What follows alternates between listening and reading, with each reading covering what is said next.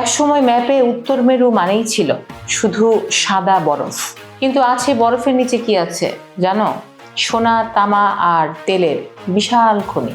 আর সেই খনি কবজা করতে লড়ছে ট্রাম্প, পুতিন আর শি জিনপিং। ও আচ্ছা, মানে বরফ গলছে আর বিশ্বযুদ্ধের সম্ভাবনা বাড়ছে। ঠিক তাই। একদিকে ট্রাম্প গ্রিনল্যান্ড কেনার জেদ ধরেছে, অন্যদিকে পুতিন সেখানে পারমাণবিক সাবমেরিন পাঠাচ্ছেন। মনে হচ্ছে উত্তর মেরু এখন বিশ্বের সবচেয়ে উত্তপ্ত রণক্ষেত্র। আমি রাজ, আর আমার সঙ্গে আছেন দীপ। দীপরাজের দরবারে ভূ রাজনৈতিক বিশ্লেষণে আপনাদের স্বাগত জানাচ্ছি।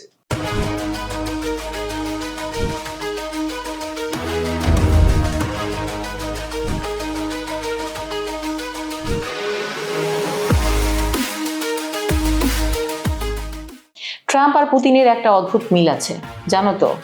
কি করেন তারা? দুজনেই মনে করেন ইউরোপের এই উদার গণতান্ত্রিক ব্যবস্থা তাদের অবজ্ঞার চোখে দেখে, তাই দুজনেই চান এই ব্যবস্থাটাকে ভেঙে দিতে। একদম। পুতিন চান ইউক্রেন যুদ্ধের মাধ্যমে হারানো সোভিয়েত গৌরব ফেরাতে, আর ট্রাম্প চান ইউরোপকে ন্যাটোর সুরক্ষা থেকে সরিয়ে একা করে দিতে। ব্যঙ্গাত্মক বিষয় হলো, যে ইউরোপকে যুক্তরাষ্ট্রই গড়েছিল, ট্রাম্প সেই ইউরোপকেই শাস্তি দিতে চলেছেন। আর এর মাঝে ঢুকে পড়েছে উত্তর মেরু বা আর্কটিক। পুতিন সেখানে 30টি সামরিক ঘাঁটি গেড়ে বসে আছেন। ওদিকে চীন নিজেকে বলছে নিয়ার আর্কটিক রাষ্ট্র, মানে তাদের পা রাখার জায়গা নেই, তাও তারা সেখানে পোলার সিল্ক রোড বানাতে চায়। আর গ্রিনল্যান্ড, ট্রাম্পের চোখে গ্রিনল্যান্ড মানে শুধু একটা দ্বীপ নয়, এটা খনিজ সম্পদের ভান্ডার আর আমেরিকার নিরাপত্তার ঢাল।